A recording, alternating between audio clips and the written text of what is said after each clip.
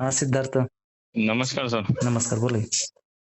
Sir माझा paper झालेला होता का नाही, तर मी काल म्हणजे 2 दिवस आन्सर की चेक केली, हम्म, अनालिसिस पूर्ण केली. हम्म, तर जे समजा अर्थ म्हणजे इकॉनॉमिकचे जे प्रश्न होते आपले, हम्म, ते तर करंट मधून आले होते. हम्म, ते सोडून जेवढंही समजा जीएस आलं का नाही, हम्म. जीएस तेवढं आपल्या पुस्तकातलं होतं.